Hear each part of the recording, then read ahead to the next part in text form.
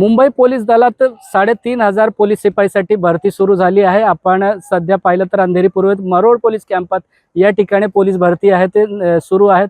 सध्या एकंदरीत आपण पाहिलं तर 3,500 भरतीसाठी जवळपास 2.5 लाख आहेत या ठिकाणी उमेदवार आहेत जे दाखल होणार आहे। तब्बल 33 दिवस ही भरती प्रक्रिया आहे। सो मैदानी चाचणी जे सुरू असणार आहे, कशा पद्धतीने एकंदरीत पोलीस भरती आहे, शिपाईसाठी भरती प्रक्रिया असतो या संदर्भात जाणण्यासाठी आपण या ठिकाणी पोलीस भरतीचे जे डीसीपी आहेत सुनील लोखंडे सर, आपण त्यांच्याकडून थेट जाणून घेऊया। सर, काय सांगाल, कशा पद्धतीने एकंदरीत ह्या उमेदवारांसाठी ह्या जे प्रोसेस असतो ते आहेत आपल्याकडे? आज जे आहेत 10,000 उमेदवारांना मैदानी चाचणीसाठी कॉल करण्यात आलेलं होतं।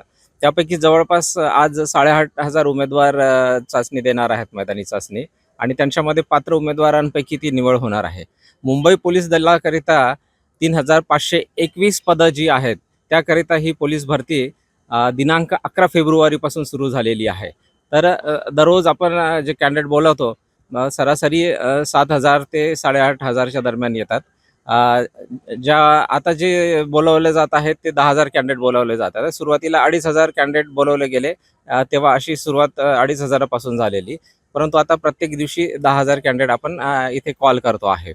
तर एकंदरीत भरतीची जी प्रोसेस आहे त्यामध्ये कॅन्डिडेटला आपण 5 वाजता मेन गेटवरून एंट्री देतो। त्यानंतर त्यांचं बॅगेज तिकडे ठेवण्याची व्यवस्था करण्यात आलेली आहे। तिथे उमेदवाराचं फ्रिस्किंग करून कुठलेही उत्तेजक पदार्थ आतमध्ये घेऊन जाणार नाहीत या पद्धतीनं त्याचं चेकिंग होतं, आणि तेथून फक्त त्याला त्याचं प्रवेशपत्र आणि फोटो एवढं सोबत घेऊन त्याला पिण्याचं पाणी असेल किंवा मग फ्रुट्स असतील एवढं घेऊन त्याला आपण प्रवेश देतो। आणि प्रवेश दिल्यानंतर प्रथम त्याचा अटेंडन्स होतं, जिथे की क्रॉस व्हेरीफाय होतो उमेदवार, तिथे त्याची स्वाक्षरी क्रॉस व्हेरीफाय होते, त्याचा प्रवेशपत्रावरचा फोटो आणि त्यांनी सोबत आणलेला फोटो तिथे चिपकवला जातो, तिथे त्याची स्वाक्षरी घेतली जाते, आणि अशा रीतीने त्याचं एक व्हेरिफिकेशन तिथं होतं। व्हेरिफिकेशन झाल्यानंतर आपण त्याला हाईट चेस्टच्या टेबलकडे नेतो, तिकडे त्याची हाईट आणि चेस्ट चेक केली जाते। त्यामध्ये जर तो पात्र झाला तर मग त्याला आपण नेक्स्ट प्रोसेसला नेतो, जिकडे त्याचं बायोमेट्रिक होतं। बायोमेट्रिकमध्ये त्याचं थंब इम्प्रेशन घेतलं जातं, त्यानंतर त्याचा फोटो घेतला जातो, आणि तिथे त्याला एक RFID दिल्या जातात, दोन्ही पायाला 2 RFID दिलेल्या जातात, आणि एक चेस्ट नंबर दिला जातो। मग चेस्ट नंबरसह त्याचं RFID सह त्या उमेदवाराचं रजिस्ट्रेशन होतं, आणि एक फायनल 50 लोकांची एक आपण डिटेल तयार करतो। 50 उमेदवारांची डिटेल तयार होते, ज्यामध्ये त्याला दोन्ही पायाला RFID असतं आणि चेस्ट नंबर असतो। मग अशी डिटेल आपण प्रथम 100 मीटरला घेतो। 100 मीटर धावण्याच्या जी चाचणी आहे त्यामध्ये RFID लावून तो धावतो। त्याच पद्धतीनं 1600 मीटर पण RFID लावून धावतो, जिथे की कुठेही मॅन्युअल रेकॉर्डिंग नाही, त्याच्या RFID वरनं त्याचा टाइम काउंट होतो, आणि तो सिस्टमला डेटा जनरेट होतो। त्याचा जेवढा धावला असेल तेवढे मार्क्स त्याला सिस्टमने त्याला दिले जातात।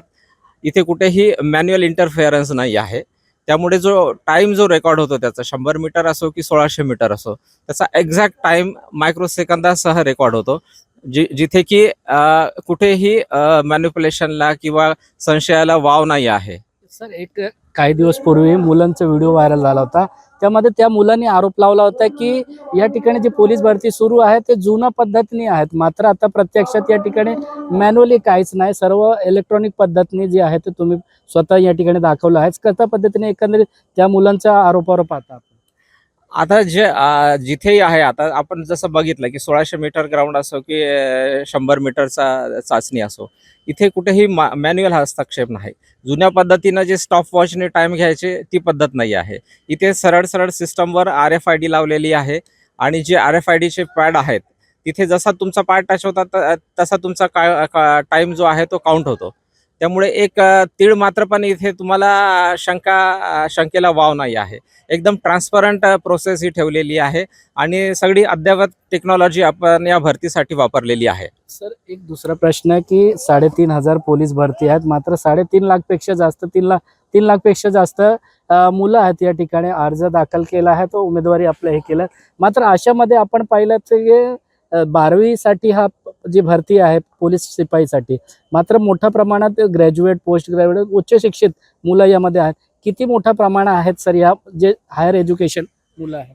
नक्कीच पूर्वी काय होतं की कुणी उच्च शिक्षित भरतीला यायचे नाही, परंतु आज अशी परिस्थिती आहे की 12वी शिवाय एक ग्रॅज्युएशनचा मोठा वर्ग वाढलेला आहे.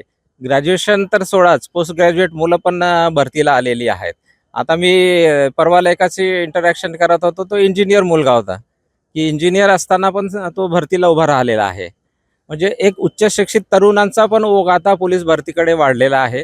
त्यामुळे साहजिकच जी अगोदरची स्पर्धा होती त्यापेक्षा स्पर्धा खूप वाढलेली आहे. नक्कीच आपण पाहिलं तर एकंदरीत या पोलीस भरतीमध्ये जे 12वीचाही दिला गेला आहे, मात्र मोठ्या प्रमाणात बेरोजगार तरुण असल्यामुळे उच्च शिक्षित तरुण जे आहेत ते देखील आता या ठिकाणी पोलीस भरतीमध्ये या ठिकाणी मोठ्या प्रमाणात भाग घेताना पाहायला मिळत आहे. कॅमेरामॅन मोहनसह सत्यम सिंग, एबीपी माझा, मुंबई. एबीपी माझा, उघडा डोळे बघा नीट.